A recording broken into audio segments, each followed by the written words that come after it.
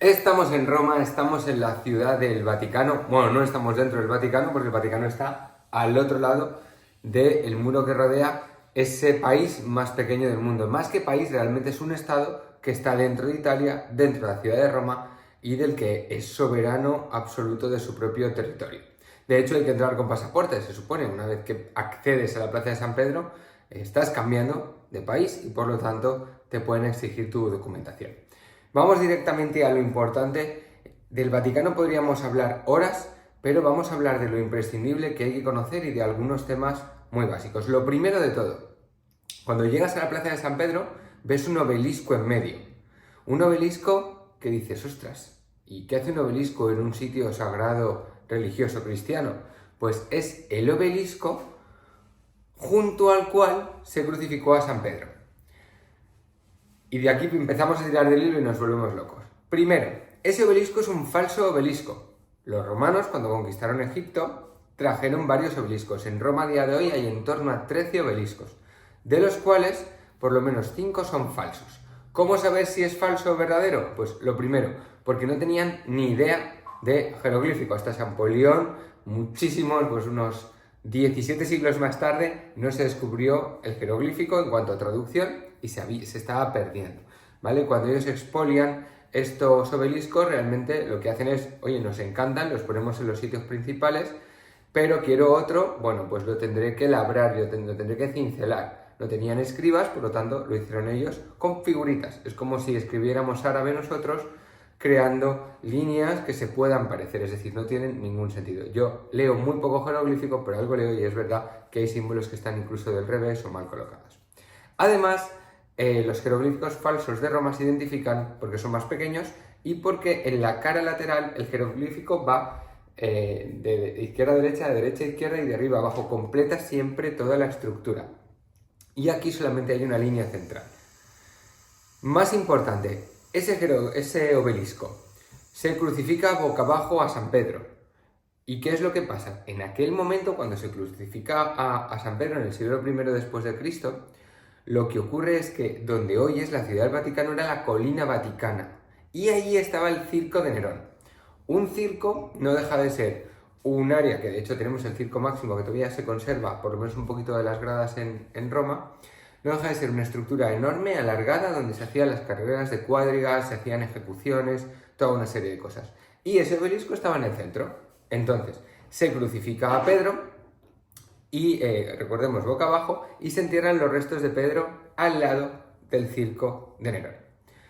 Muy importante además el hecho de, y ahora hablaremos, aquí hay un montón de reliquias en Roma, un montón de cosas interesantísimas, pero una de ellas es el Quo Vadis. El Quo Vadis es cuando Jesús encuentra a Pedro y le pregunta a Pedro, ¿dónde vas?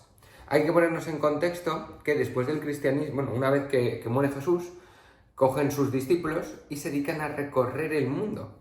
Se dedican porque tú dices, ostras, pero si Jesús es Jesús de Nazaret, hablamos de Palestina, de actual Israel, tal, ¿qué hacen aquí en Roma?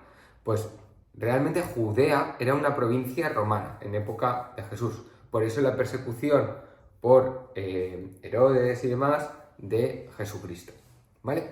Entonces nos ponemos en contexto de que sus apóstoles empiezan a dispersarse y empiezan a predicar la palabra de Jesús. De hecho, se hace muy famoso hasta el punto de que hay un desarrollo de cristianos dentro del Imperio Romano enorme. Entonces, ¿qué ocurre? Que llega un momento que hay que hacer una represión. Nerón ha quemado Roma. Sabéis eso que es tan típico, que realmente no es así, pero según los historiadores, pero es muy bohemio, que Nerón está tocando la lira mientras ve cómo Roma se consume, porque entre otras cosas va a hacer el palacio de Nerón increíblemente gigantesco. Pero cuando finaliza el incendio, claro, los romanos se rebelan contra él y dicen, no, yo no he sido, han sido los cristianos.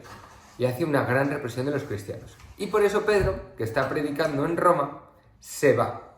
Y cuando se va, en la vía Apia, es donde se encuentra con Jesús y es donde está la iglesia del Quo Vadis y el Quo Vadis, donde tienen como reliquia las huellas de Jesús cuando le dijo a Pedro, ¿dónde vas?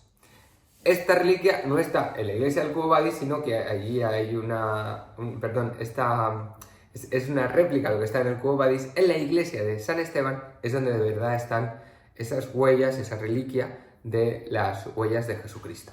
Bien, nos hemos ido un poco, pero para que entendamos en qué contexto histórico estamos. Total, que después de Nerón, persecución a los cristianos, Pedro es crucificado boca abajo junto al obelisco, llega la época de Constantino I.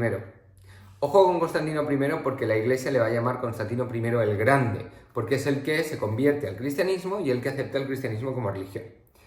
Es importante decir que Constantino mató a su mujer, mató a su primogénito porque decía que se acostaba con su mujer y además fue un emperador bastante sanguinario.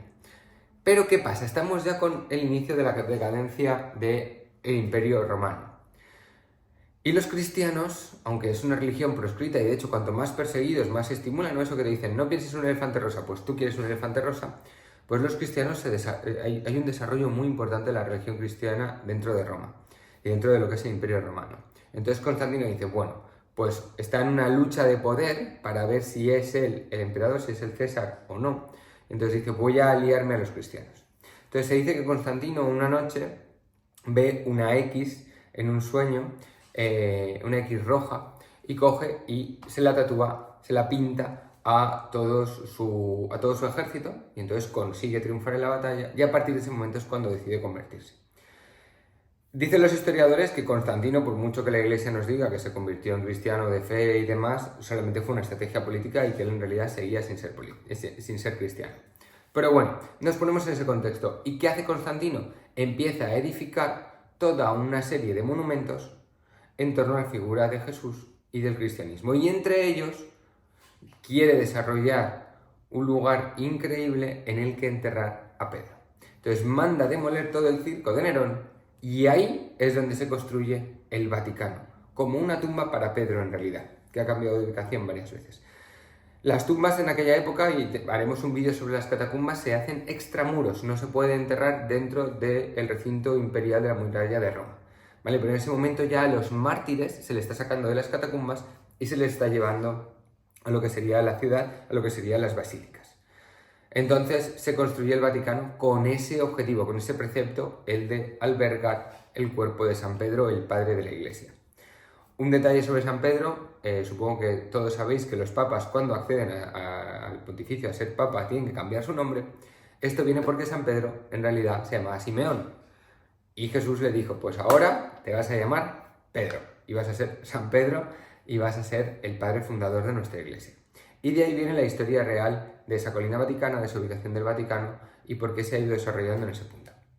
Espero que os haya gustado el vídeo, que os haya resultado súper interesante, más allá de lo bonita que es la ciudad del Vaticano, de lo interesante de verla, de ir sin duda a los museos vaticanos, a ver la Capilla Sixtina, en honor al Papa Sixto, pero ahí ya nos vamos mucho más lejos en el tiempo, y de eso hablaremos en otro vídeo. Ponedme en comentarios qué os interesa, suscribiros al canal y por favor darle al like al vídeo.